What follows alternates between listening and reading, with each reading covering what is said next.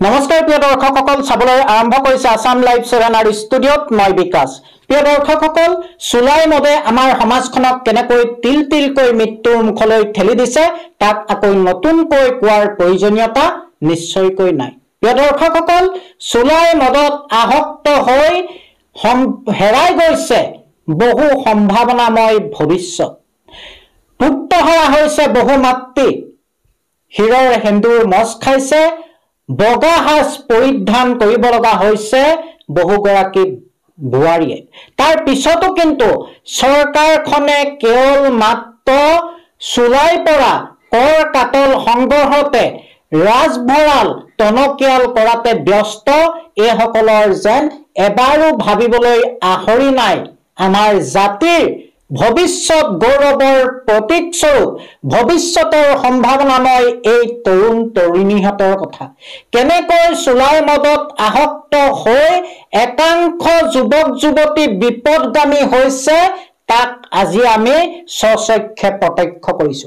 প্ৰিয় দৰ্শকসকল, আজি আবকাৰীয়ে দেওৰজা, পাঠাকু, জৰাধৰা, কুমাৰচুক আৰু ধেনুচুচাত এক অভিযান চলায়, য'ত বিস্তৰ ক্ষতি সাধন কৰিছে চুলাই ভাটিত। আসাম লাইভ 7 স্ক্ৰীণত আপোনালোকে প্ৰত্যক্ষ কৰিছে আবকাৰীয়ে কেনেধৰণে অভিযান চলাইছে।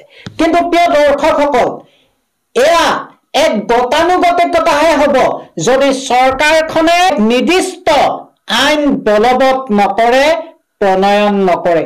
যদি ৰাইজ ওলাই নাহে, সন্মুখত এক ভয়ানক ভৱিষ্যত দেখাৰ পিছতো যদি ৰাইজে সচেতনতাৰে নিজৰ স্থিতি দৃঢ় নকৰে, সচেতনতাৰে যদি ওলাই নাহে, তেনেহলে কেইজনমান মাত্ৰ খাকী পোছাক পৰিহিত আবকাৰী তথা আৰক্ষীয়ে এই যিটো ব্যাধি, এই ব্যাধিটো কিন্তু কেতিয়াও সমাজৰ পৰা নিৰ্মূল কৰাটো সম্ভৱ নহব।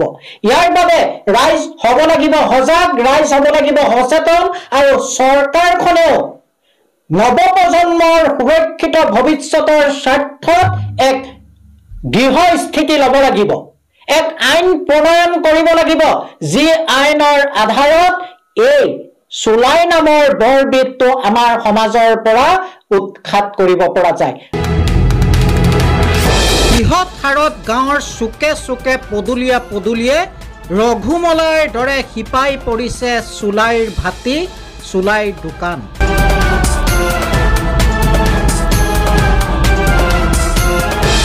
চুলাইৰ বানত আজি উটি গৈছে সম্ভাৱনাময় বহু নপুৰুষৰ ভৱিষ্যত।